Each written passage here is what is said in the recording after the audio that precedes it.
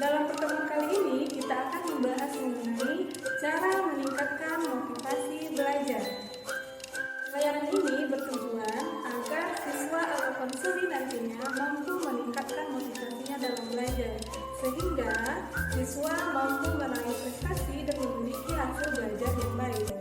Pernahkah kamu merasakan seperti tayangan dalam video ini? Tidak aktif di kelas, tidak semangat dalam belajar, mengantuk di dalam kelas. Nah, itu semua merupakan ciri-ciri dari siswa yang tidak memiliki motivasi dalam belajar. Untuk itu, di sini Ibu akan menyampaikan apa saja cara yang dapat kalian tempuh untuk meningkatkan motivasi dalam belajar. Sebenarnya, apa sih motivasi belajar? Motivasi belajar adalah usaha yang disadari untuk menggerakkan diri sendiri agar terdorong melakukan kegiatan belajar, sehingga dapat mencapai tujuan yang diinginkan. Misalnya, meraih prestasi yang baik atau mendapatkan hasil belajar yang memuaskan. Ada dua jenis motivasi.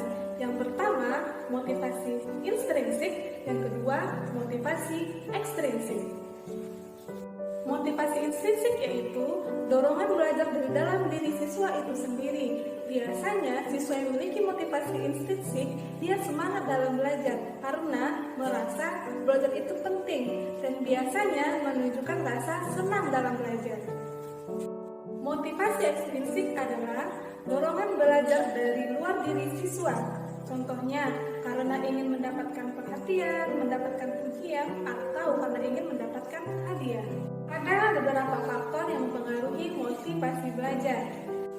Yang pertama, faktor internal, yaitu faktor yang berasal dari dalam diri siswa. Meliputi cita-cita dan harapan akan keberhasilan atau meraih prestasi tertentu. Kemampuan individu mencakup kemampuan kognitif, intelektual, motorik, verbal, dan sikap.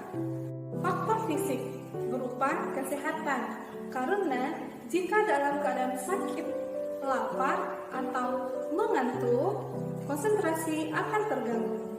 Faktor psikologis seperti kondisi emosional atau keadaan perasaan individu. Yang kedua, faktor eksternal, yaitu faktor yang berasal dari luar diri. Faktor sosial, misalnya pola didik orang tua, interaksi dengan warga sekolah, dan hubungan dengan teman sebaya. Selanjutnya ada faktor non-sosial, yaitu berasal dari keadaan atau kondisi fisik di sekitar individu. Misalnya, fasilitas belajar, sarana dan prasarana, tempat lingkungan belajar, waktu, dan cuaca.